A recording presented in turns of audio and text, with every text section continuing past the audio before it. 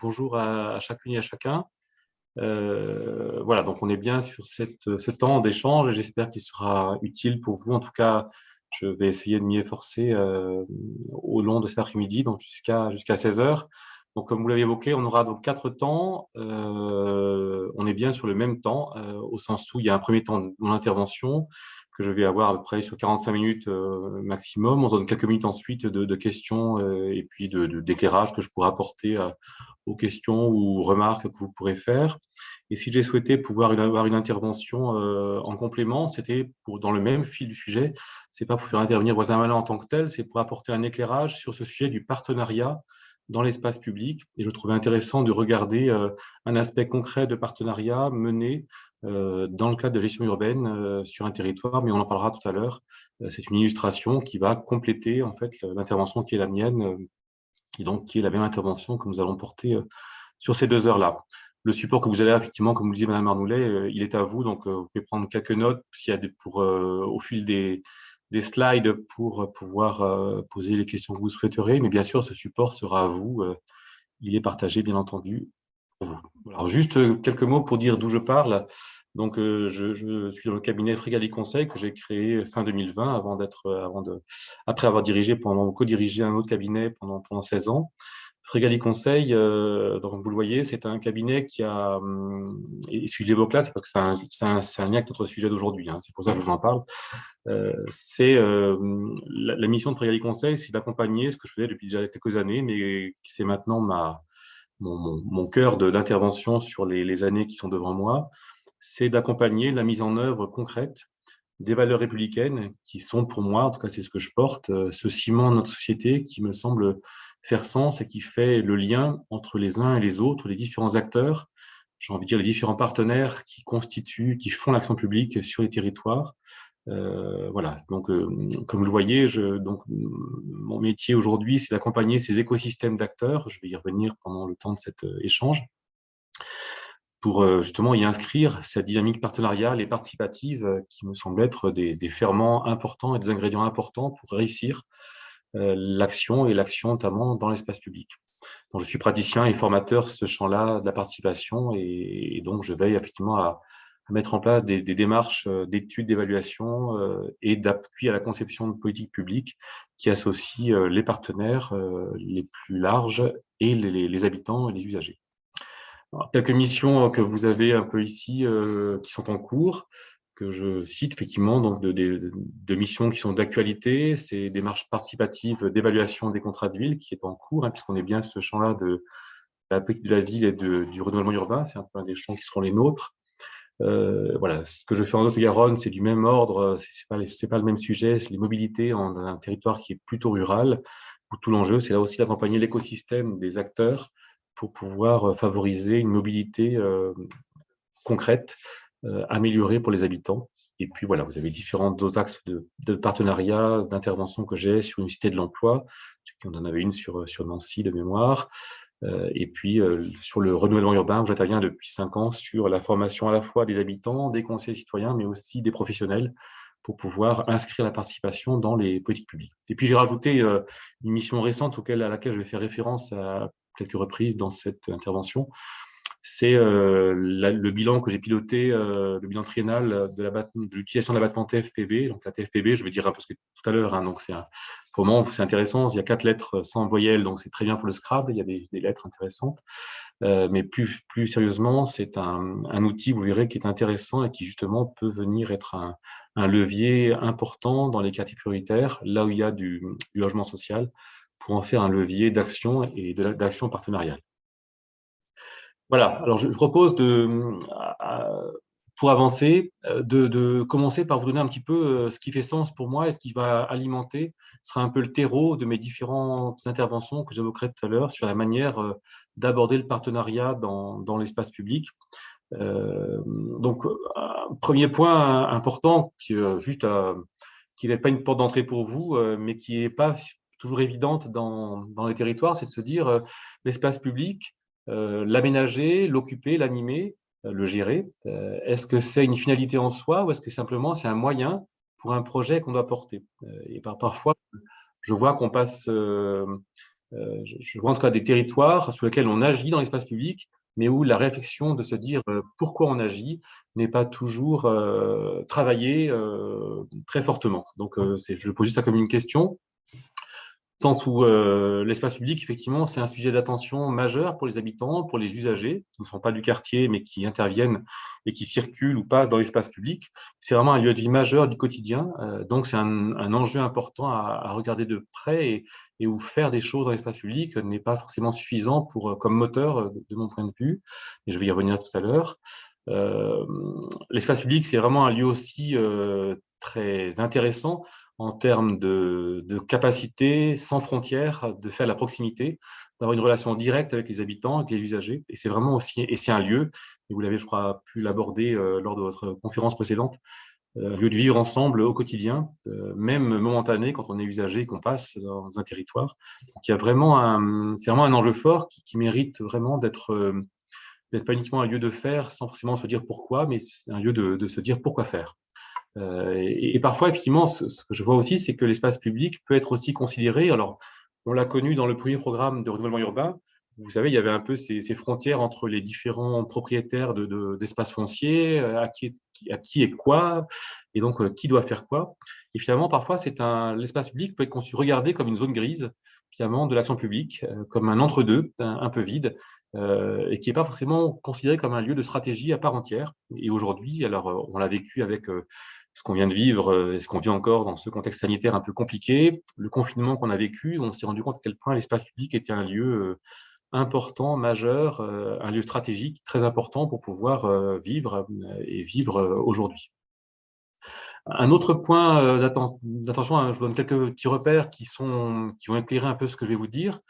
Cette question, effectivement, de l'espace public comme lieu stratégique, là, vous voyez, là, je vous donne un exemple d'un des territoires, le territoire de Nantes, Nantes Métropole, où ils ont élaboré une charte d'aménagement et de gestion de l'espace public, où il y a vraiment ces deux enjeux posés ici, en tout cas dans ces quelques extraits qui sont repris. C'est à la fois d'en faire un lieu de qualité de vie et aussi un lieu d'attractivité pour les habitants et pour les habitants du quartier, mais aussi des habitants de l'extérieur. Donc, c'est vraiment cette charte qu'ils ont élaborée est une charte qui a vraiment vocation à être un élément structurant qui vise à ce que, justement, les partenaires qui viennent avec différents centres d'intérêt, différents points d'attention, puissent être partie prenante d'une même stratégie, d'une même ambition sur le territoire. Et effectivement, l'espace public, on peut dire qu'il y a vraiment un peu, si on regarde ce que dit la charte, mais aussi ce qu'on peut nous avoir à l'esprit, on a bien ces quatre enjeux à minima. Un qui est effectivement que l'espace public, c'est vraiment le lieu qui favorise les rencontres et ce vivre ensemble, qui est majeur. C'est aussi le lieu du beau, le lieu du quartier aéré où on respire. C'est aussi le lieu qui permet aussi à chacun de pouvoir accéder à un espace large. Et puis, c'est aussi un lieu où il y a une aspiration à être en sécurité, en tranquillité, qu'elle soit dans les relations sur l'espace, mais aussi dans la sécurité à la fois physique, affective, morale, que ce soit sur les parcs, que ce soit sur les voies de circulation. Et effectivement, on regarde l'ensemble des différents axes d'intervention qu'on peut avoir sur l'espace public, que ce soit des aménagements durables. Hein, vous voyez ici, vous avez des aires de jeu, vous avez un skatepark, vous avez ici un aménagement avec un espace piéton, un parvis, etc., des espaces verts. Donc, que ce soit des aménagements durables ou bien ponctuels, comme ce marché ici que vous avez là, ou bien ces démarches d'urbanisme transitoire, on appelle ça l'urbanisme transitoire ou temporaire, comme on le souhaite. Là, oui, on a un lieu de plage qui s'appelle Berry-Plage, c'est sur Rennes, où vous avez, pendant l'été, alors c'était pas l'année dernière, mais c'était fait les années précédentes, de la plage, du sable qui est mis sur les espaces. Et puis là, vous avez, sur un espace en friche d'un territoire en renouvellement urbain, vous avez du mobilier urbain de loisirs qui a été mis temporairement pendant l'été. Vous voyez, selon qu'on soit sur du durable ou du ponctuel ou du temporaire, on voit finalement ce qui fait le point commun de tous ces aménagements, c'est l'usage. L'usage que l'on peut en faire, qui est un usage qui est nécessaire, vital, essentiel pour tous. Ce qui veut dire quelque part, et quand on a le titre d'ailleurs aménagement et gestion, on peut se dire qu'on est bien sur ces deux aspects qui sont de penser l'investissement qu'on va mettre, l'aménagement qu'on va réaliser. Quand on parle de gestion, on peut se dire qu'on est bien sur le registre du fonctionnement. Et finalement, c'est tout ça, peut-être un projet réussi. L'espace public, c'est d'arriver à faire tenir ensemble l'investissement et le fonctionnement. Pour celles et ceux d'entre vous qui ont pu travailler sur le précédent programme de renouvellement urbain, on a pu voir dans le bilan qui a été fait passé qu'il y avait eu un gros effort fait sur l'investissement et que finalement, il n'y avait pas eu de connexion suffisamment forte parfois avec ces enjeux de fonctionnement d'usage et que c'était une des leçons retenues pour le nouveau programme mis en œuvre sur les territoires. Un autre élément justement qui fait écho à ce que je viens d'évoquer sur cette nécessité et qui conduit de fait à des partenariats, c'est de pouvoir ne pas déconnecter les questions de cadre de vie. L'espace public fait partie des éléments essentiels du cadre de vie des habitants et des usagers d'un territoire. Vous voyez cet histogramme, ce schéma qui a été réalisé par l'ANRU, c'est pas moi qui l'ai réalisé, montre bien l'importance de connecter ces sujets du cadre de vie avec les sujets, les stratégies qui visent à contribuer à améliorer la vie des habitants de ces quartiers prioritaires dans lesquels vous intervenez sans doute les uns et les unes et les autres. Donc on voit bien que ce cadre de vie, ce projet urbain, cette démarche-là sont connectés à toutes ces stratégies et donc bien sûr à tous ces acteurs qui constituent, qui portent ces différentes interventions sociales, développement économique et emploi. On voit bien que l'enjeu qui est là, et c'est ce qui était ressorti du bilan du précédent programme de renouvellement urbain, c'était que le cordon avait été coupé quelque part entre ce programme urbain et puis les contrats de cohésion sociale qui existaient à l'époque. Et tout l'enjeu qu'on a aujourd'hui, et ça concerne aussi le cadre de vie et l'espace public, qui est notre sujet d'aujourd'hui, c'est bien de veiller à ce que ces questions d'espace public soient bien, le cordon ne soit pas coupé, soit bien connecté à tous les sujets qui sont portés par le contrat de ville, notamment ces questions donc de développement économique, d'emploi, de santé, d'éducation, avec aussi ces sujets de citoyenneté qui sont aussi un fil rouge qu'on va avoir tout au long de cette intervention. Donc il y a bien, de fait, du fait qu'il y ait tous ces sujets qui sont interdépendants, il y a bien un enjeu à ce que les acteurs travaillent ensemble, parce qu'il n'y a pas, même si chaque sujet est traité à part entière, il y a un enjeu de coopérer pour qu'au final, il y ait un meilleur vivre ensemble sur ces territoires et dans l'espace public, un enjeu majeur qu'on va évoquer aujourd'hui. Un autre point que j'aimerais évoquer avec vous pour continuer à donner un peu ces repères qui font faire le sens de ce que je vais évoquer après, je l'évoquais quand je présentais Frégali Conseil, c'est ces valeurs de la République. Alors, ces valeurs de la République, je pense que très largement pour nous tous qui sommes devant notre écran, ce sont des moteurs qui nous font agir aujourd'hui et qui font ce que nous sommes aujourd'hui, qui font que nous sommes conseils citoyens, que nous sommes agents de l'État, d'une collectivité, d'un organisme qui a délégation de service public ou qui répondu à un appel à projet d'un contrat de ville, ces valeurs républicaines. Et effectivement, tout l'enjeu, et c'est l'enjeu de la loi de 2014 sur les contrats de ville et sur la cohésion urbaine, c'est bien cette notion de passer du principe qui était porté il y a un peu plus de 2 siècles à concrètement, parce qu'on a bien vu que les principes ne suffisent pas à changer la vie, à passer au concret, et que la politique de la ville a bien pour objet de passer du principe au réel, au concret, et donc à tout cet enjeu d'avoir cette garantie d'accès aux droits réellement à l'ensemble des habitants de ces territoires. Et vous voyez que notre sujet, le espace public, c'est un enjeu aussi d'égalité réelle, d'accès pour tous.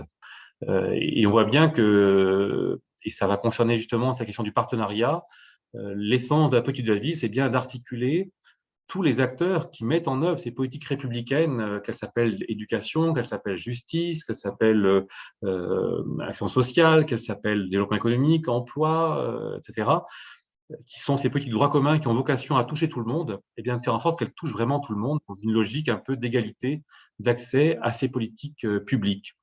Et c'est bien cet enjeu d'articuler justement ce droit commun, ces politiques de droit commun, avec tous ces acteurs qui les portent, avec les acteurs des quartiers, les habitants des quartiers, qui sont justement ceux qui contribuent à ce qu'on permette que ces politiques de droit commun, qui sont de principe pour tous, soient réellement pour tous, parce qu'on les connecte au quotidien. Et donc, on a cette démarche qu'on appelle un peu dans le jargon territorialisée. Ça veut dire quoi? Ça veut dire adapter à la réalité concrète de chaque territoire, de chaque quartier, afin que vraiment chacun puisse bénéficier de ce qu'une politique publique veut être comme bonne nouvelle pour chacun et pour chacune.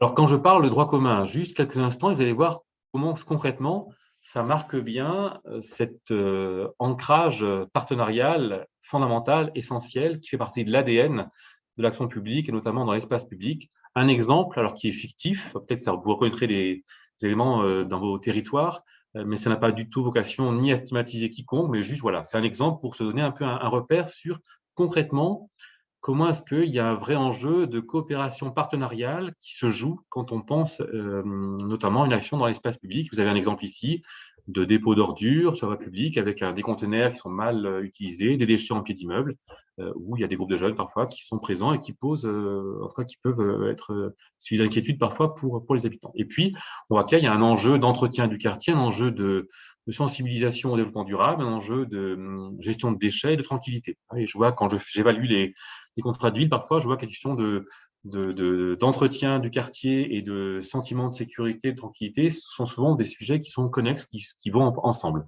Alors, juste pour illustrer donc cet exemple, vous voyez, si on pourrait se demander, si on regarde et on va se dire, face à cette situation qui semble compliquée, difficile à traiter, eh bien, qui est-ce qu'on peut mobiliser? Qu'est-ce qu'on peut mobiliser? Quel type de mobilisation? Et puis concrètement, est-ce que là, il y a un enjeu à mobiliser du spécifique de la politique de la ville. Alors, vous voyez, un premier exemple, on peut se dire que là, on peut imaginer qu'il y a les services techniques de la ville ou de l'agglomération ou de la métropole qui vont mobiliser une équipe de nettoyage pour pouvoir accentuer les tournées afin de pouvoir justement veiller à ce que eh bien, l'entretien de ces espaces soit amélioré, plus adapté aux usages et donc qu'il y ait plus fréquemment des encombrants enlevés, des déchets ramassés, parce que c'est peut-être un besoin qui est plus important sur le quartier, qui n'avait pas forcément été estimé au même niveau, alors que dans le reste du territoire, ce rythme de passage suffisait.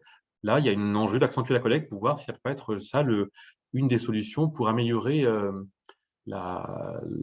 l'entretien de ces lieux. Puis, on peut se dire aussi qu'il y aurait un intérêt à mobiliser les écoles du quartier, notamment dans le cadre de temps d'activités périscolaires. Tout ça, c'est fictif. Je vous propose un peu des hypothèses, mais qui sont des choses que j'ai pu voir parfois dans le territoire, en tout cas, qui ressemblent un petit peu. Et où là, on se dit, bah, tiens, on va organiser dans l'école un temps d'activité périscolaire qui permettra de pouvoir sensibiliser les enfants à la gestion des déchets. Et donc là, l'idée, c'est de pouvoir financer une structure spécifique qui va animer un temps d'ambassadeur du tri ou d'ambassadeur de la gestion des déchets. On sait que les enfants sont souvent les ambassadeurs précieux pour ces sujets d'environnement. Et puis, on peut dire aussi qu'il y a un enjeu que les acteurs de droit commun, que sont la police municipale ou nationale ou la gendarmerie, selon qui est présent sur le territoire, puissent aussi assurer des tournées, des rondes dans le quartier, dans l'espace, pour pouvoir assurer des rappels à la loi, en étant en lien étroitement avec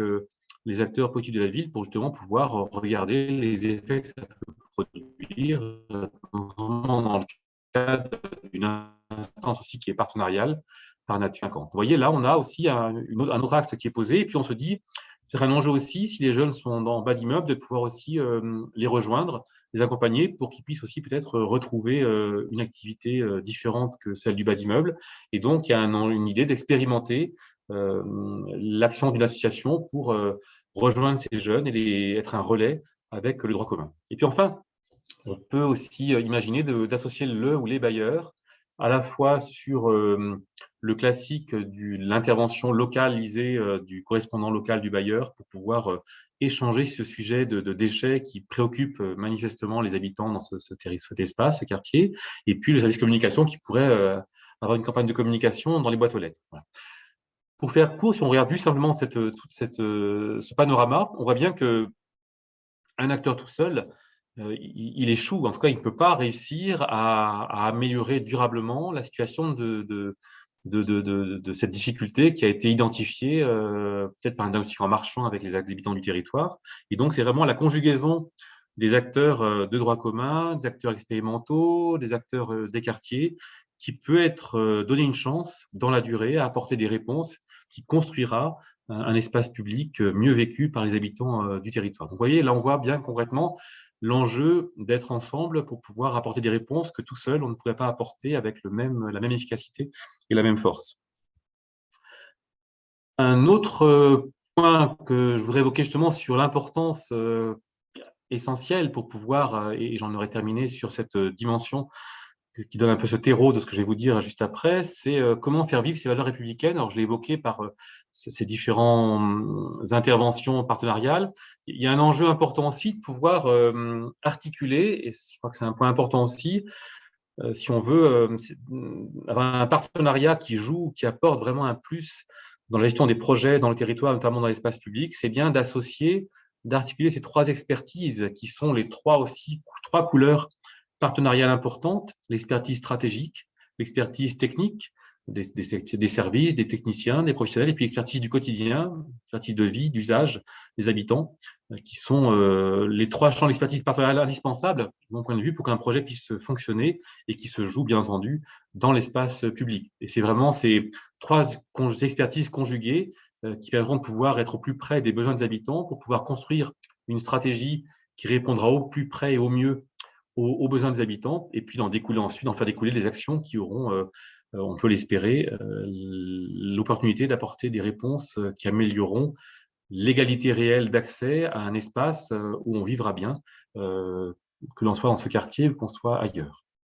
Voilà, voilà un petit peu les quelques éléments de repères que je voulais aborder. Alors, j'aimerais maintenant que j'ai posé un peu ces repères, qui, vous verrez, sont un peu les fils rouges de ce que je vais évoquer au fur et à mesure, de pouvoir effectivement regarder au plus près cette question de l'aménagement et de la gestion de l'espace public, qui sont vraiment une vraie opportunité d'impulser une démarche de projet collectif, donc partenarial, et la gestion urbaine et sociale de proximité, c'est une vraie opportunité de pouvoir réaliser ça. Alors, bien entendu, et j'aimerais juste le poser comme tel dès le départ, parce que parfois j'entends ces points d'attention de dire oui, mais attention, euh, OK, espace public, OK, partenariat, mais il y a quand même un cadre réglementaire qui s'impose avec ses invariants dont il faut tenir compte.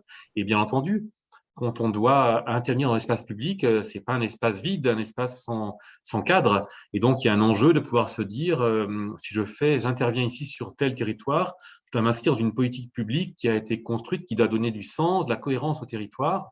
Donc, vous avez ici ces programmes, ces politiques contractuelles, partenariales qui sont portées, donc qui sont réglementaires, mais qui sont aussi des politiques partenariales construites sur un territoire, négociées, que ce soit le schéma de cohésion territoriale, que ce soit le plan d'urbanisme ou bien le plan de développement urbain. Voilà. Donc, je ne m'y arrête pas. Donc, on sait bien qu'il y a ce cadre-là qui a été construit en amont par des négociations, des partenariats. Donc, c'est bien aussi fondé sur du partenariat.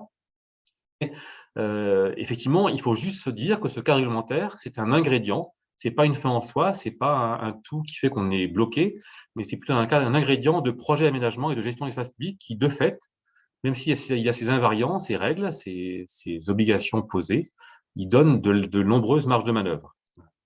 Et pour cela, à mon sens, il y a un vrai enjeu de pouvoir justement penser, une fois qu'on a ça en arrière-fond, en arrière-plan, se dire qu'il y a un vrai enjeu, grâce au projet dans l'espace public, de pouvoir retisser du lien avec les acteurs. Et que ça, il y a un vrai intérêt. Et l'espace public, c'est vraiment un enjeu majeur pour ça, de pouvoir bâtir un projet sur lequel on a une prise. Actuellement, il m'est arrivé de former des agents encore la semaine dernière dans une grande collectivité. Et ce qui me frappait, c'était à quel point ils se sentaient un peu corsetés, un peu prisonniers de politiques publiques métropolitaines, lourdes, complexes, et où finalement, ils avaient peine, ils étaient un rouage d'une mécanique qui les écrasait un petit peu. Et il me semble que l'espace public, quand on prend le temps justement de se donner un projet précis, concret, est une vraie occasion de pouvoir retrouver une prise concrète à son action qui fait sens dans sa pratique professionnelle, et qui est vraiment l'occasion de pouvoir tisser concrètement des liens entre acteurs qu'on peut identifier, de pouvoir prendre plaisir, faire équipe sur un projet précis. Et de fait, c'est un lieu vraiment, je crois, de ressourcement qui peut refaire sens, redonner du sens, en tout cas à l'action qu'on porte, et qui peut irriguer ensuite tout ce qu'on mène comme action dans sa collectivité ou dans son institution.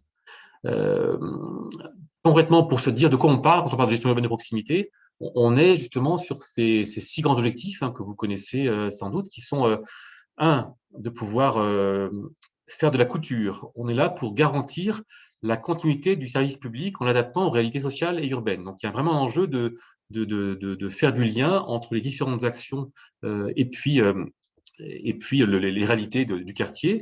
On a vocation à pouvoir améliorer le cadre de vie en s'organisant mieux. Donc, il y a vraiment à faire du fil de la relation, d'organisation cohérente entre les uns et les autres, de contribuer, vous le disiez, Mme Arnoulet, en début de notre échange, à la tranquillité publique de l'espace, de pouvoir aussi retisser du lien entre les habitants et les pouvoirs publics, de pouvoir coordonner, et puis d'améliorer l'image des quartiers, hein, attractivité, image, et puis du lien. Vous voyez, il y a beaucoup de liens, de continuité à faire pour qu'on ait un territoire, et l'espace public, c'est vraiment l'occasion de faire du sans couture, d'avoir un tissu qui permette de réunir les uns et les autres. Et on est vraiment bien sur ce sujet du quotidien qui fait le lien entre ces différents volets. Concrètement, quand on parle de partenaires engagés sur les démarches de gestion urbaine, vous voyez, vous en avez en tout cas, et j'espère que vous y retrouvez tous, que vous y êtes les uns et les autres. Sinon, n'hésitez pas à rajouter un 7e type d'acteur. Mais vous voyez, quand on parle de gestion urbaine, on a bien tous ces acteurs qui sont concernés et qui ont vocation à coopérer ensemble dans ces démarches de gestion urbaine de proximité. Voilà un peu concrètement les sujets qui peuvent être portés et qui sont en fonction aussi des réalités du quartier, de l'espace public. Vous avez cette amélioration du cadre de vie au quotidien qui peut être important, l'entretien, le nettoyage, mais aussi l'accessibilité pour les personnes à mobilité réduite ou les personnes qui ont une poussette, etc.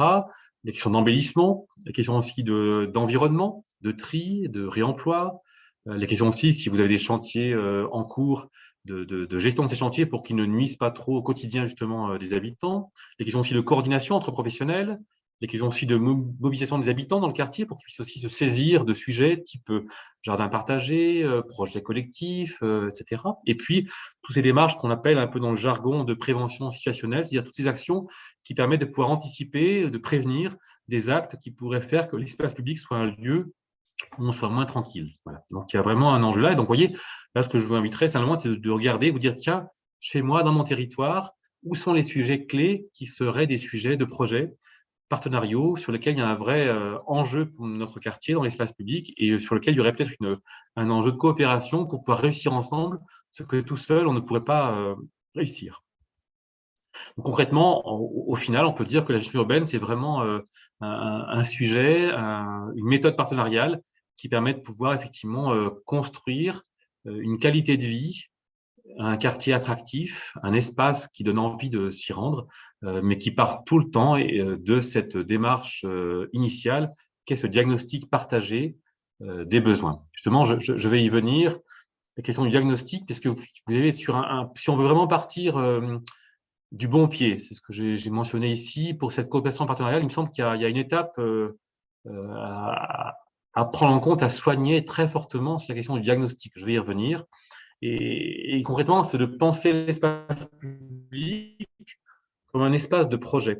Alors, vous allez voir, quand on parle de TFPB, je vais en parler justement, vous allez voir comment il y a eu un grand changement justement dans cette manière de gérer l'abattement TFPB, cette utilisation de l'abattement de cette taxe, cette défiscalisation, en tout cas cet abattement fiscal, plutôt pour parler plus précisément. Vous voyez, un projet, ce que j'ai écrit ici, je n'invente pas l'eau chaude, hein, je vous parle d'un diagnostic qui permet de pouvoir formuler une ambition commune, de pouvoir ensuite construire un projet partenarial, de pouvoir ensuite en mettre en place des outils simples de pilotage, de gestion, de suivi de ce projet pour qu'il soit mené à terme et qu'on passe de l'intention à la réalisation. Et puis qu'on ait, je ne vais pas m'y arrêter cet après-midi plus que cela, mais une feuille de route d'évaluation, c'est un point important. Parfois, on en fait un outil un peu techno, un paragraphe en fin de document. Il y a un vrai enjeu d'en faire une boussole de réussite du projet et on pourrait y revenir si vous le souhaitez. En tout cas, en tout cas, c'est un vrai enjeu important. Mais à ce stade-là, ce que j'aimerais poser et que vous ayez à l'esprit, c'est que pour moi, c'est l'étape 1 qui est fondamentale et qui est le lieu qui permet de pouvoir travailler sur le projet. Alors, je vais faire un petit détour justement par cette question de l'abattement de la TFPB. Avant d'aborder la TFPB, juste se redire pourquoi cette question de diagnostic est un sujet important. Je vous le disais tout à l'heure, parfois l'espace public, on le pense comme un lieu où il faut faire des choses, et on y a pensé, hein, vous avez peut-être vu ça dans vos territoires.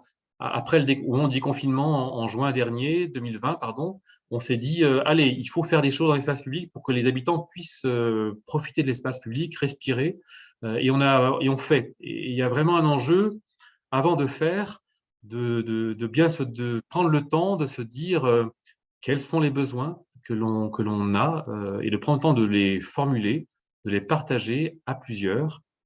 Quels sont les invariants qu'on se donne aussi et marge de manœuvre pour pouvoir agir. C'est important de se dire que tout n'est pas possible qu'il y a des choses qui sont posées, fixées, qu'elles soient budgétaires, réglementaires ou que sais-je, et quelles sont les marges de manœuvre sur lesquelles on va pouvoir agir concrètement ensemble.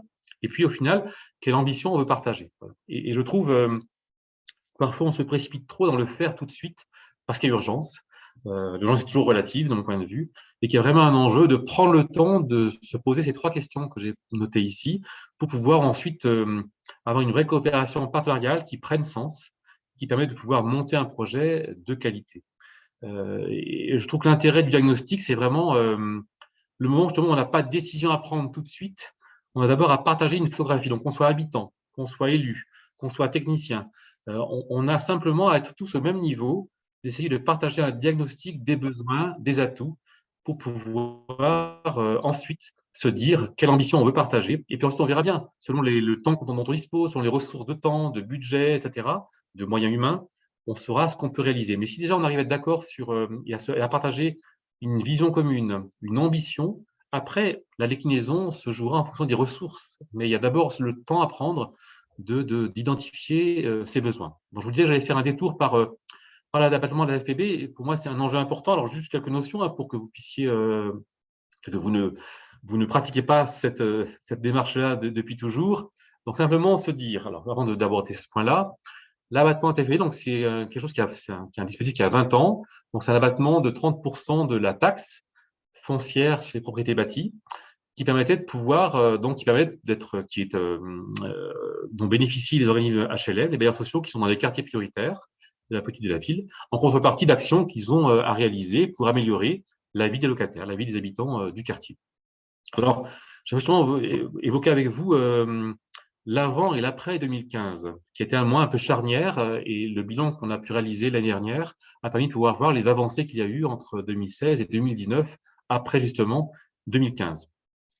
Juste se dire simplement, avant 2015, l'abattement TFPB était un dispositif purement administratif et financier. En gros, l'enjeu, c'était, on doit, et l'État avait mission de contrôler la régularité réglementaire de l'usage de l'abattement TFPB. En gros, c'est que le bailleur l'utilisait bien pour des choses qui étaient prévues dans le cadre réglementaire. Donc, c'était vraiment uniquement un contrôle de conformité. Il n'y avait pas de projet autre que de vérifier qu'on n'est pas hors des clous de ce que la réglementation avait fixé. Vous voyez, ça, on n'était pas du tout dans une logique par projet partenariat, mais plutôt une logique on s'assure qu'il n'y a pas de dysfonctionnement, de non-conformité à l'usage prévu par le cadre réglementaire de l'abattement TFPB. Et puis, 2015 a insufflé une nouvelle approche qui, on l'a vu, alors il faut du temps parfois pour que la dynamique se fasse, mais le bilan qu'on a pu réaliser a permis de voir des vraies avancées là où justement il y a eu ce cadre, ce souffle nouveau qui est cette dimension de projet partenarial. Et effectivement, on a pu voir que dans ces territoires où on a joué cette dynamique de projet, eh bien, on est entré dans une démarche qui était beaucoup moins administrative, financière, réglementaire, mais qui était vraiment un enjeu d'une stratégie partagée, portée. Vous voyez, qui se fait un peu en 4 grandes étapes, telles que c'est prévu.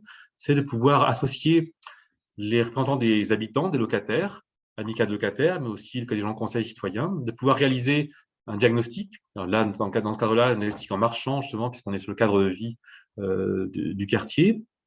De là, de pouvoir bâtir un programme d'action triennal à réaliser, et puis de pouvoir le suivre, tout simplement. Vous voyez, on est bien sur une démarche de projet, et vous avez à droite, sur cette diapo, les différents partenaires associés. Donc, vous voyez, on n'a pas plus que l'État et les bailleurs face à face qui doivent essayer de se suivre, mais on a là, quand on a cet effort posé d'un cadre stratégique posé, tel qu'il est écrit ici, on a tous ces partenaires qui travaillent ensemble pour bâtir une stratégie commune à partir de besoins partagés, identifiés. Alors, je sais bien que selon les territoires, selon les avancées, on a eu plus ou moins d'avancées et de capacités de réalisation de cela, et que parfois, l'état d'esprit réglementaire, contrôle, eh bien, parfois, il est resté, ou gestionnaire, tout simplement.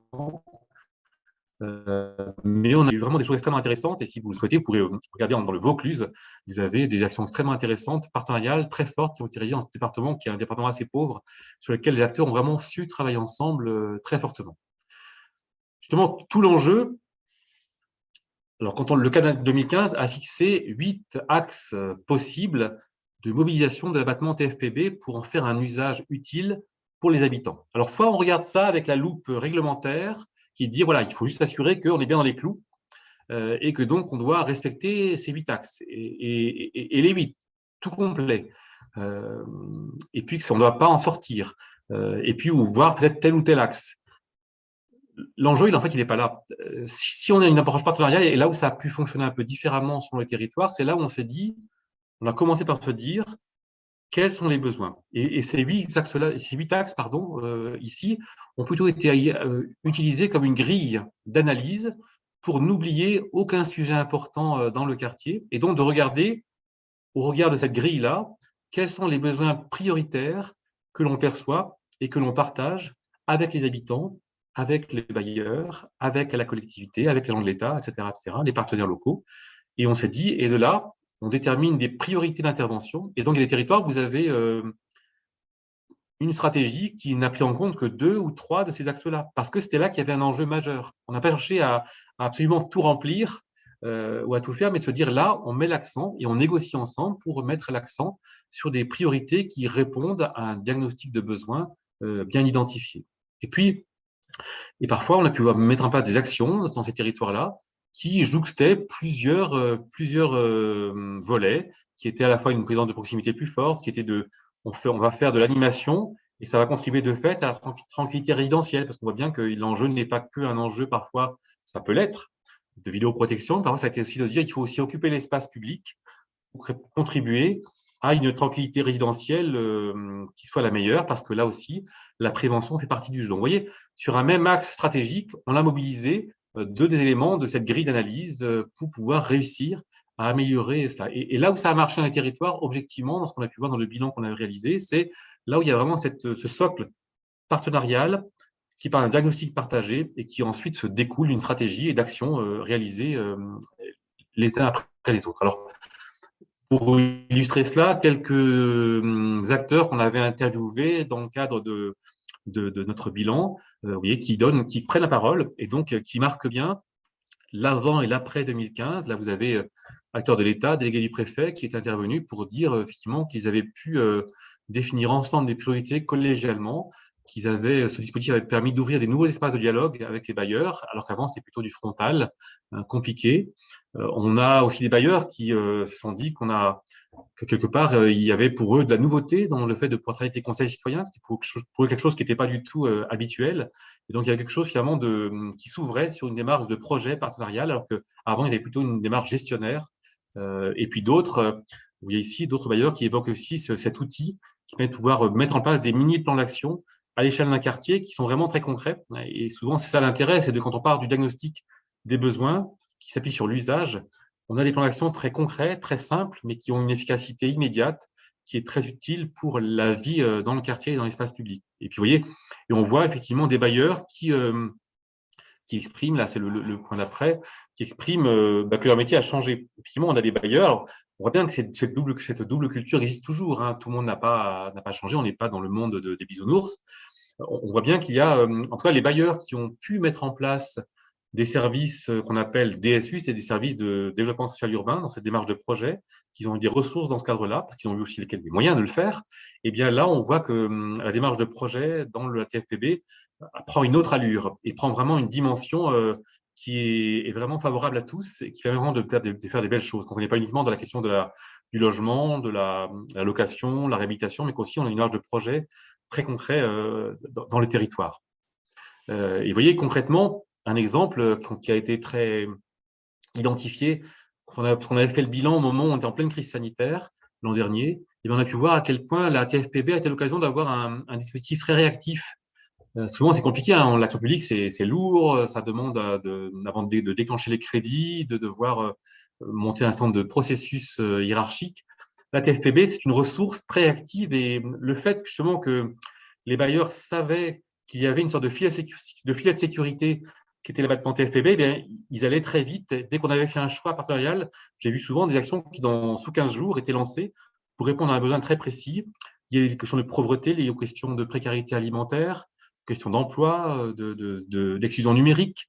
Et on voit bien qu'il y a eu des actions très, très rapides menées qui ont contribué réellement à améliorer, dans le très court terme, la vie des habitants à un moment où c'était vraiment extrêmement essentiel. Donc, vous voyez, Mais ça a été fondé sur le fait que l'ATFPB était un cadre pas uniquement réglementaire avec des strates hiérarchiques et contrôlées à mettre en place, mais vraiment une logique de confiance partenariale construite avec un processus fluide, organisé, structuré, bien sûr, qui a permis que dans ce temps d'urgence sanitaire, de pouvoir apporter des réponses très précises, et ça a été l'occasion, en tout cas très concrète, de montrer comment cette démarche partenariale de la TFPB peut être une vraie bonne nouvelle pour les quartiers, avec parfois des ressources même financières qui vont parfois au-delà même des crédits spécifiques de la petite ville.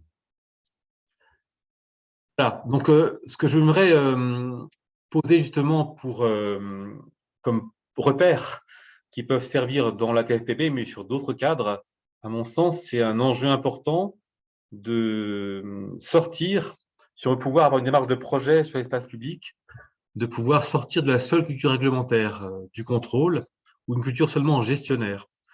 Tant qu'on en reste là, alors c'est un élément qui est à prendre en compte, donc, tu vois, dans le diagnostic des besoins ou des invariants peut-être du projet, mais si on en reste là, de fait, on a un plafond de verre qui rendra très compliqué d'aller sur une démarche de projet.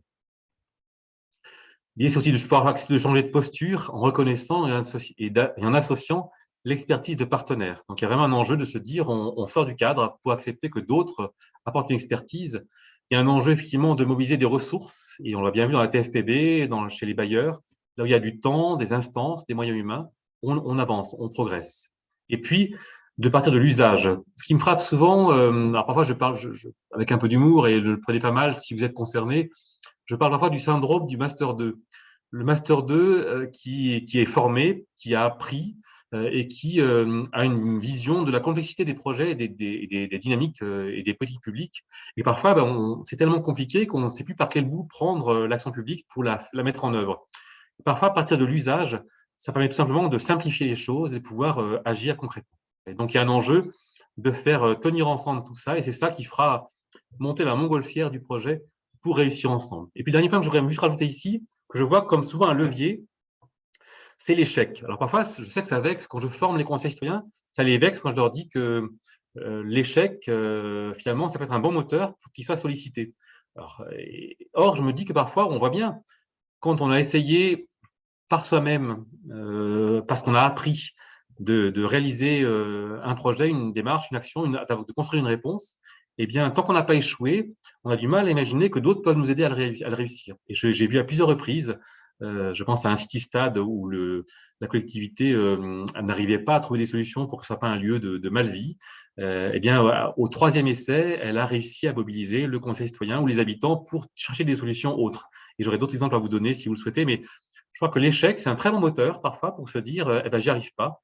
C'est peut-être l'occasion de penser aux autres et ayant tous l'humilité d'accepter d'être sollicité uniquement en second couteau quand l'échec est intervenu.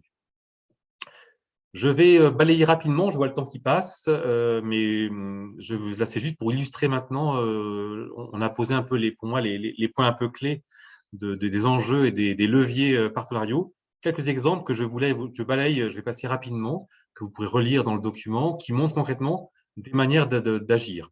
Diagnostic en marchand, je ne m'y arrête pas longtemps, vous le connaissez par cœur, je pense, dans vos territoires, on y reviendra si vous le souhaitez, mais ce qui me frappe aujourd'hui, c'est que c'est tellement pratiqué qu'aujourd'hui, c'est un peu bâclé, cette démarche. C'est-à-dire qu'on ne prend pas le temps de le construire vraiment en amont, de le préparer. Et je trouve que souvent, dans ces diagnostics en marchand, la préparation n'est pas assez forte. Et finalement, on s'est habitué à faire et on ne met plus la qualité nécessaire dans qui on mobilise, quel parcours on fait, comment on met du convivial dans ces temps-là, etc., etc. Comment est-ce qu'on prépare l'après pour qu'on puisse construire des solutions en commun et avoir un plan d'action qui soit porter tous ensemble. Donc, il y a vraiment pour moi un enjeu à soigner ce diagnostic qui est pourtant un outil majeur. Mais si on soigne bien, ça reste vraiment un levier extrêmement intéressant à mobiliser. On peut le faire aussi de manière très, très variée. On peut être tout à fait innovant en se disant, selon mon sujet, eh ben, je fais un diagnostic thématique spécifique, accessibilité, sécurité, déchets, un diagnostic plutôt jeune. Moi, j'ai un fils qui a 15 ans. Si vous faites un diagnostic en marchant, il va fuir. Par contre, si vous lui proposez un diagnostic en vélo ou en skate, là, il vous suivra. Vous voyez, donc il y a aussi à penser comment on associe les acteurs autrement pour sortir un peu de nos réalités habituelles. On a aussi ces temps de diagnostic en stationnant. Les lieux de passage. Là, vous avez un exemple, c'est une photo que j'ai faite, un endroit où je suis intervenu, où là, on avait un endroit où vous avez habituellement dans l'espace public plutôt les dealers qui sont là et l'arbre qui est derrière, c'est là où il y a plutôt habituellement le siège pliant et le jeune qui est là, que j'ai déjà identifié, j'avais déjà repéré à plusieurs reprises, qui fait son deal. Et là, vous avez ici un espace occupé régulièrement, quasiment tous les 15 jours, par des médiateurs, médiateurs numériques, médiateurs quartier, avec des mamans du quartier, ce qui aussi donne une légitimité à leur présence sur le territoire, qui permet de pouvoir occuper l'espace et de fait pouvoir faire un diagnostic des besoins en stationnant sur l'espace public, sur le lieu de passage. Vous avez aussi des centres diagnostiques qu'on peut faire avec d'autres populations, les enfants. Vous voyez, là, c'est un diagnostic que j'avais réalisé avec un de mes collègues et des enfants dans un quartier, où justement on parlait d'espace public. Et tout l'enjeu a été de regarder avec eux, non pas les plus et les moins, mais les qualités et les défauts du quartier. Et puis, vous voyez ici la lampe d'Aladin, qui était simplement l'outil des préconisations, c'est-à-dire qu'on s'est tous mis en cercle, et puis on frottait chacun notre tour la lampe d'Aladin pour se dire si on avait un vœu à faire pour que le quartier aille mieux, ce serait quoi? Et on avait ainsi identifié des préconisations avant, bien sûr, de partager un goûter. Le convivial fait partie, encore une fois, du jeu. Avec des jeunes ados, on a plutôt utilisé un réseau social, Facebook à l'époque, avec des éducateurs d'un réseau qui s'appelle aujourd'hui les promeneurs du net, avec qui on avait pu élaborer une enquête et 80 jeunes avaient pu répondre. Donc, et là pareil, c'est pas la réunion de vendredi à 18h pour faire le diagnostic, c'est bien l'enquête réseau social qui était un bon outil pour réaliser. Et là, j'aurais voulu vous présenter, dans le diagnostic qu'on avait réalisé, on avait fait ça aussi, on avait souhaité dans notre travail observer l'espace public pour voir justement comment il était fréquenté, notamment la question du genre était un sujet, la question de l'entretien des lieux. Et on avait associé les gardiens d'immeubles et médiateurs qui étaient présents sur leur site et qui avaient donc chacun un carnet de fiches qu'ils pouvaient renseigner. Quand ils arrivaient sur place, sur le lieu de travail, eh bien, ils cochaient deux, trois éléments. Ça prenait 30 secondes, hein, je l'avais testé avec eux, pour pouvoir cocher la fréquentation, l'ambiance, la qualité des déchets, qui étaient présents. Et ainsi, ils ont pu remplir, donc il vient agent de propreté, agent espace vert, gardien d'immeuble, médiateur.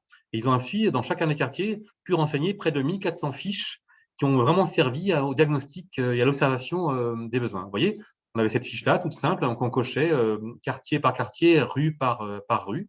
Et puis, on avait identifié les points de collecte qui étaient ensuite été répertoriés sur la fiche d'observation, qu'ensuite on a nous saisi derrière pour pouvoir en faire un outil diagnostic. Donc, vous voyez, là aussi, le diagnostic avec des agents dans leur pratique professionnelle quotidienne est un bon moyen aussi d'associer les partenaires, les acteurs professionnels.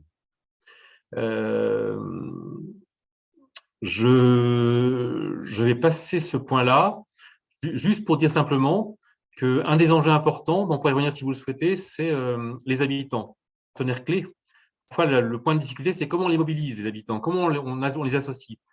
Juste, je vous invite simplement, je l'ai pratiqué avec des acteurs et on le pratique depuis 2 ans concrètement, d'identifier les habitants non pas comme des gens qui ne veulent pas venir, mais comme des gens qu'on peut regarder autrement, en essayant d'être très actif et que chaque bonjour soit un acte professionnel pour repérer quels sont ceux qui ont plutôt l'envie de dire des choses sur leur quartier sans forcément l'envie d'y participer, ceux qui ont envie de s'impliquer sur un projet en particulier et ceux qui sont prêts à s'engager dans la durée. Voilà. Et si on prend le temps de les regarder chacun dans leur porte d'entrée, leur centre d'intérêt, qui ne sont pas tous prêts à s'engager, bien sûr, sur un projet, mais sur des points particuliers, eh bien, on peut concrètement, progressivement, constituer une sorte de réseau d'habitants, d'usagers, de citoyens, dont certains seront impliqués sur projet, ponctuellement, d'autres plus durablement, d'autres simplement seront là pour être présents le moment venu, pour s'informer, participer, répondre à un questionnaire, sans forcément être impliqués au-delà de cela. Voilà. Et on a plein de sujets, de lieux concrets, notamment dans l'espace public, pour rencontrer les habitants et pouvoir les identifier par ces 3 sphères que j'évoquais juste avant. Vous voyez. Concrètement, je voulais juste montrer aussi, on a ici dans cette photo, sur un espace public, un projet mené à la fois par un habitant qui était très impliqué au niveau militant associatif classique et puis plutôt une habitante catégorie, alors ce que j'appelle un peu dans le jargon, et c'est pas péjoratif, CSP+, donc plutôt cadre supérieur, mais pour qui les réunions associatives, ça l'intéressait pas trop. Par contre, être dans le faire ensemble, c'est sa manière à elle de pouvoir s'inscrire concrètement dans l'espace public avec les autres, et c'est vraiment son sujet d'implication. Et tout l'enjeu, et un enjeu important justement pour pouvoir être dans une démarche de partenariat, c'est de pouvoir coopérer avec les autres et d'être vraiment présent. Et là, vous avez un exemple sur un territoire d'articulation entre un conseil citoyen qui était assez fragile et puis une association locale pour monter une démarche de communication en direction des habitants. Donc là aussi, les coopérations pour pouvoir être plus fort afin d'avoir une vraie présence auprès des habitants un jour de marché est un élément extrêmement intéressant. Vous voyez, c'est une autre manière d'aborder leur approche. Communiquer aussi autrement avec les habitants par les projets partenariaux. On ne met pas des mots, mais plutôt des images qui parlent aussi bien que le reste. Et puis là, un dernier point important que j'aimerais vous partager, c'est ces frontières parfois qui coupent l'équipement, l'institution avec l'habitant. Et il y a vraiment cet enjeu d'être dans le bricolage, dans la culture pique-nique, la table, le thermos, vous voyez. Et là, concrètement, vous avez ici un espace où vous avez une MJC et puis un jardin partagé. Et au milieu, vous avez simplement un espace avec un thermos, une table, 3 chaises. Et c'est aussi comme ça que les gens peuvent venir parce qu'ils ont une prise sur un espace semi-public, public, où ils peuvent se rencontrer, qui fait couture, là encore une fois, entre l'équipement, le lieu d'implication durable, et puis l'habitant au quotidien. Et là, pareil, on avait une ludothèque qui avait mis la nappe par terre, comme on fait en pique-nique quand on est l'été ou le week-end dehors, qui a mis des jeux par terre et puis qui accompagnait les habitants qui passaient pour jouer. Voilà. La même chose ici. Idem, vous voyez, des actions dans l'espace public, où là, l'enjeu on avait repéré, c'est que il y avait vraiment un vrai enjeu de pouvoir mettre en place des actions un peu novatrices. Notamment là, vous avez une approche extrêmement intéressante de musique et de lumière dans un espace en pleine nuit, espace qui fait plutôt peur ou qui est un lieu de passage rapide. Et là, c'est devenu un jardin où les gens avaient dansé pendant la nuit. Tout le c'est qu'il y ait des médiateurs présents qui puissent être avec les habitants pour pouvoir accompagner justement par une parole ces temps d'animation dans l'espace public. Voilà. Dernier point que j'aimerais évoquer avec vous, c'est la question des temps morts. Alors, je ne vais pas m'y arrêter, le temps passe, mais je prends quand même 2 minutes pour en parler parce que je pense que c'est un point important. Quand on est professionnel, on a un planning d'opération à réaliser sur un projet. Or, le temps de l'habitant n'est pas lié à ce planning d'opération. Et parfois, autant l'investissement est fort pour construire les opérations du projet, autant l'interstice entre les opérations n'est pas toujours pensé, travaillé, réfléchi. Or là, c'est un vrai lieu de projet partenarial, habitant, extrêmement intéressant pour créer une continuité justement entre l'opération et le temps mort du projet. Et pour en donner quelques exemples, je pense qu'il y a un vrai sujet où il y a un vrai enjeu de pouvoir justement, quand on a un planning d'opération sur un projet à construire, de repérer ces temps morts, de repérer les besoins avec les habitants qu'ils ont dans le quartier, et puis de voir concrètement comment on peut agir pour utiliser ces temps morts comme un allié pour bâtir des projets d'usage. Et quelques exemples, vous voyez, sur un projet urbain sur un territoire, il y avait justement un immeuble qui allait être démoli. Et bien, pour qu'il n'y ait pas de sentiment d'abandon des habitants, le choix avait été fait de pouvoir accompagner les habitants de la barre qui allait être démolie 2 à 3 ans après, pour y faire un peu d'auto-réhabilitation avec eux, pour pouvoir repeindre leur chambre, améliorer un peu le confort minimum de leur logement. Aussi une manière pour le bailleur d'avoir des habitants qui seraient dans des logements neufs futurs, qui pourraient ensuite s'entraîner à un bon usage du logement, pour justement essayer qu'il ne soit pas dégradé. Là, vous avez une friche sur un quartier, et bien, plutôt que de le laisser en friche, ça a été un bac de plantation d'aromatiques fait avec les habitants sur le quartier. Et puis là, d'autres actions.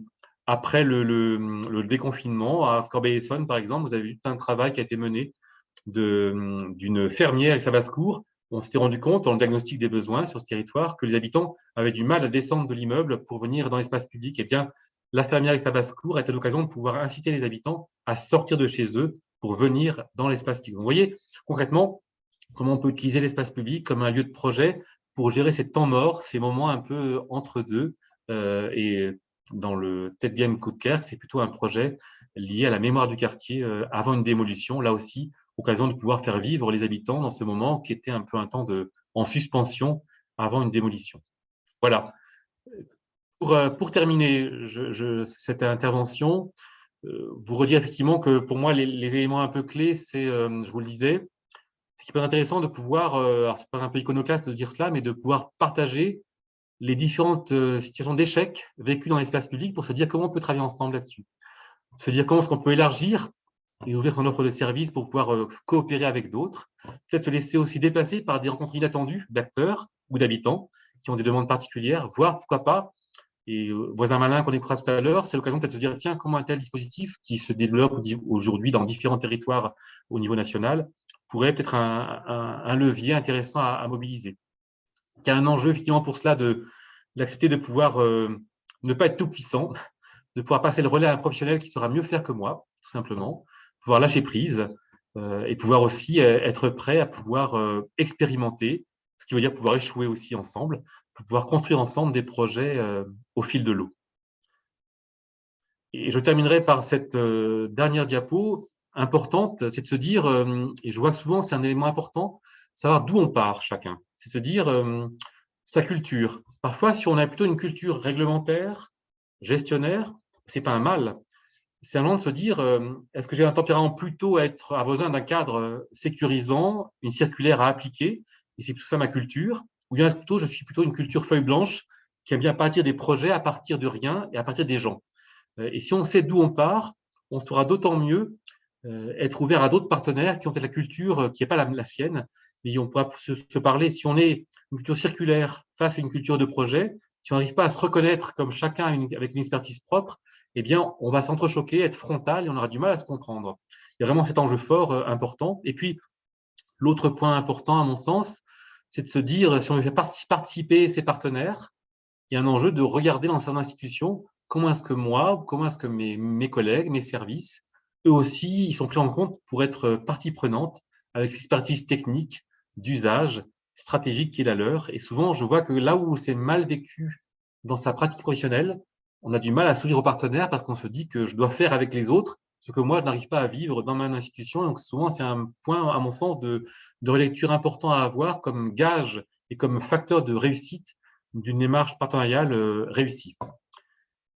Vraiment, à ma dernière slide, alors, juste pour dire que c'est mon petit idéal que je porte, que je vous partage. Je me dis, l'espace public, c'est vraiment un enjeu important peut-être, et une vraie opportunité pour faire vivre ensemble ces dimensions qui me semblent être le terreau de notre culture républicaine à la française. On a notre culture Louis XIV, la loi. On a besoin de ce cadre réglementaire qui descendante, qui construit aussi notre politique publique et nos actions dans nos territoires. Mais on a aussi besoin du rationnel. On est les héritiers de Descartes, qui disait que la raison est la seule chose qui nous rend hommes. Entre la raison, en tout cas, la raison du technicien, la raison, la rationalité, c'est un enjeu important. Mais aussi, ce qui nous fait hommes aussi et femmes, c'est aussi ce besoin d'agir, de participer, de pouvoir agir. Et il me semble que c'est aussi ce qu'on a reçu de la Révolution de 89.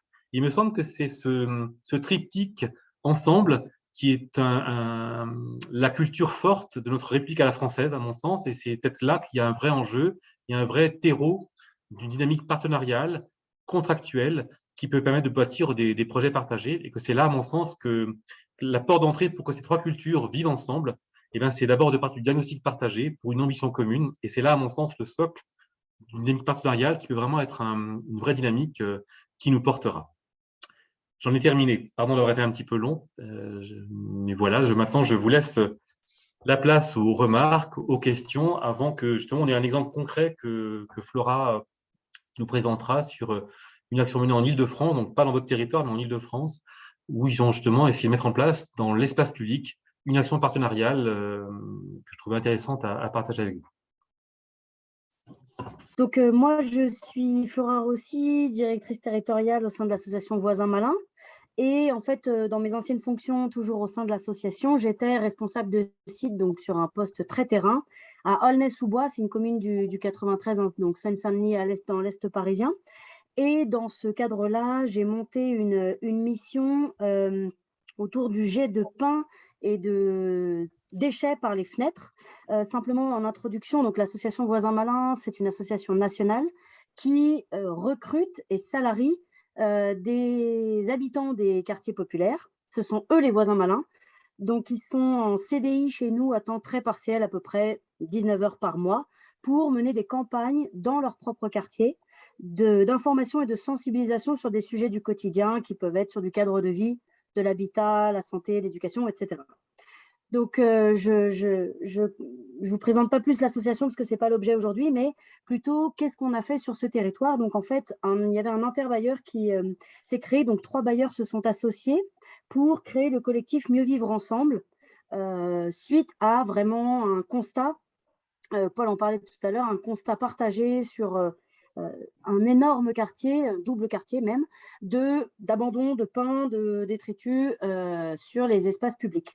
Et donc, ils se sont dit, il faut qu'on agisse d'une manière différente, c'est-à-dire pas chacun de son côté de manière isolée, mais on va associer sur 3 ans différents partenaires du quartier, différents acteurs du quartier, du territoire, en leur proposant de réfléchir collectivement à des actions qui vont être coordonnées et qui auront du sens pour agir sur ce problème de cadre de vie. Donc, les acteurs qui sont intervenus étaient très différents. Il y avait évidemment la politique de la ville, il y avait la gestion urbaine de proximité, il y avait ensuite toutes les associations de quartier, donc l'association des jardins partagés, les femmes relais, les centres sociaux. Il y a également les établissements scolaires qui ont été à un moment donné associés. Et puis, nous, voisins malins, je reviendrai tout à l'heure sur la dernière partie du projet. En fait, ils ont commencé le projet donc, autour du jet de pain par les fenêtres parce qu'ils se sont dit on va pas aborder le sujet de manière classique sur détritus encombrants, tri sélectifs, mais on va vraiment partir du pain pour à la fois mener des actions sur la question du cadre de vie et aussi sur la question du gaspillage alimentaire. C'était assez innovant à l'époque puisque toutes les actions qui avaient pu être menées auparavant ne traitaient que du cadre de vie sur les encombrants détritus poubelles, en gros. Et voilà, le choix avait été fait de travailler de cette manière-là. Donc, la première chose, c'est qu'ils ont mis en place des collectes de pain avec une référente, un emploi en fait qui a été créé sur 3 ans, référente en fait, collecte de pain, qui récoltait à différents endroits de ce grand quartier. Donc, il y avait à peu près 5 ou 6 collectes de pain dans le quartier. Et elle récoltait le pain, le vieux pain raciste, que les gens mettaient à ces endroits-là vers une ferme pédagogique, donc qui était acheminée vers une ferme pédagogique. Ensuite, il y a eu, ils ont customisé tous les containers à pain avec les enfants du quartier lors d'activités extrascolaires. Ils ont associé les femmes relais pour la création d'un livre de recettes autour du pain sec, du pain qu'on aurait plutôt tendance à jeter. Donc, tout un livre de recettes. Et puis, il y a eu aussi des flyers de sensibilisation, évidemment, sur l'utilisation des collectes de pain et sur qu'est-ce que le fait de jeter du pain par sa fenêtre ou de l'abandonner sur les grilles du quartier ou dans l'espace public, en tout cas, génère comme conséquence à la fois de manière visuelle, mais sur la prolifération, évidemment, des nuisibles, sur la santé, etc. etc.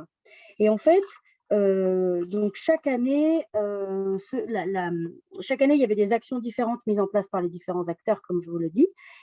Et l'année se clôturait à l'été avec un grand événement qui s'appelait Olney Chef et qui était donc un grand concours de cuisine autour évidemment de la réutilisation du pain, donc de faire voilà, c'était des concours sur, il y avait des équipes avec les habitants du quartier, donc qui s'inscrivaient dans les centres sociaux. Tous les acteurs de ce grand projet du grand détournement du pain étaient évidemment au courant et transmettaient les informations nécessaires aux habitants. Et il y avait Olney Chef, donc il y a eu Olney Chef 1, Olney Chef 2, Olney Chef 3, puisque le projet a duré 3 ans. Nous, voisins malins, on est intervenus la 3e année, donc la dernière année du projet. Paul, est-ce que vous pouvez, s'il vous plaît, passer la prochaine slide? On est intervenu la 3e année pour finalement faire un porte-à-porte auprès de 985 personnes, 985 logements. Donc, on a toqué à 985 portes avec les voisins malins, donc qui sont recrutés chez nous en CDI et qui connaissent bien les habitants du quartier, puisqu'en fait, ils retournent les voir d'une année à l'autre et sur différents sujets. Et ils venaient transmettre des informations sur la collecte de pain, mais aussi sur toutes les causes à effet des jets de pain. Donc, en fait, avec les voisins malins, on avait d'abord travaillé un argumentaire pour essayer de vraiment sensibiliser les gens et leur faire prendre conscience que c'était pas anodin de jeter le pain par la fenêtre, ou alors que comment est-ce qu'on pouvait en parler autour de soi, à ses propres voisins, en famille, dans son quartier. Donc, on avait un argumentaire voilà, très bien construit avec des images, des visuels. Et puis, en fait, on s'est aussi appuyé sur tout ce qui avait été fait sur les 2 ans auparavant. Donc, on distribuait des sacs à pain, on réexpliquait où se trouvaient les lieux de collecte, on rappelait qui était la personne en charge de la collecte de pain, donc elle était une personne très identifiée dans le quartier. On distribuait les livres de recettes, les livrets de sensibilisation, etc. Et ça a vraiment permis d'ouvrir un dialogue et voilà, avec les habitants qui ont confiance dans les voisins malins, puisque voilà, ce sont eux-mêmes des habitants du quartier, sur cette question qui finalement obsède tout le monde et pour laquelle il n'y a pas vraiment de solution qui avait été apportée jusqu'alors. Nous, sur les 985 logements qu'on a ciblés, on avait eu 88 de portes ouvertes et on avait pu faire 711 entretiens. Donc 711 familles ont été sensibilisées sur ce sujet, voilà, qui reprenait tous les éléments dont je vous parlais.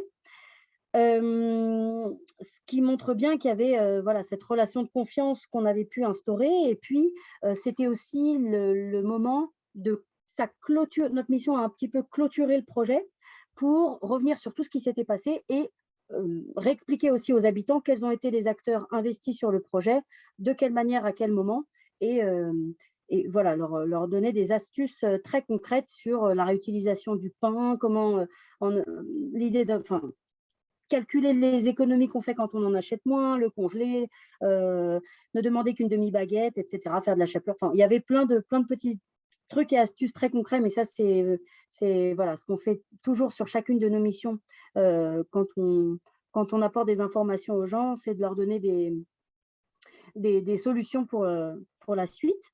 Voilà, ça, c'est en gros à qui coordonnait ce projet, c'était donc l'interbailleur qui a coordonné, qui était à l'origine du projet et qui a coordonné le projet tout au long des 3 années, en associant les services à la fois de la ville, de l'agglomération euh, et les associations de quartier.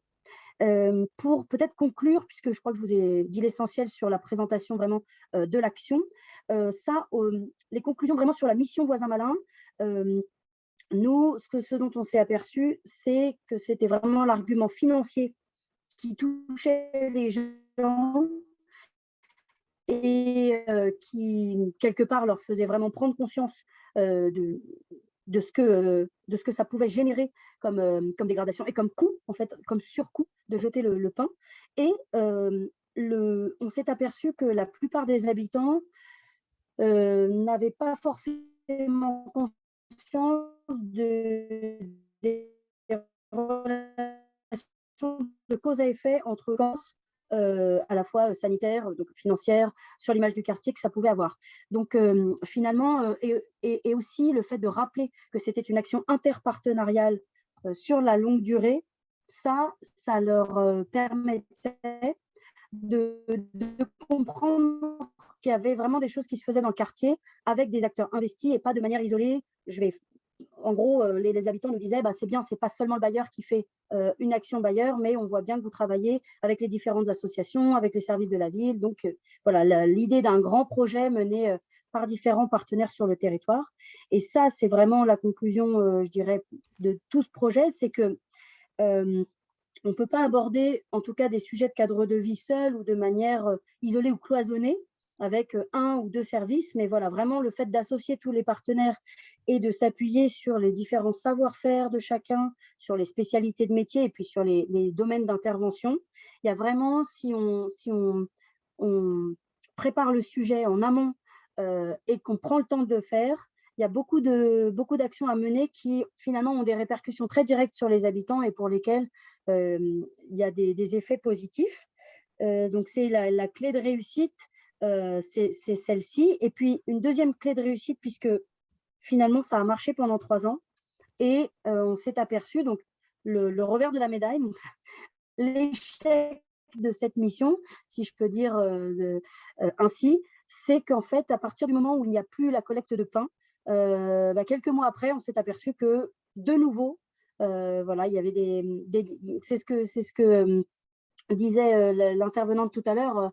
Voilà, souvent, il y a des conséquences comme ça qui, enfin, finalement, ça revient si le projet n'est pas suivi ou en tout cas n'est pas prolongé dans la durée. Et, euh, et ça a été vraiment assez notable. Donc, pendant 3 ans, de très bons résultats. Et puis, euh, voilà, un arrêt de l'impact suite au projet. Je m'arrête là pour laisser place aux questions. J'espère avoir été assez claire.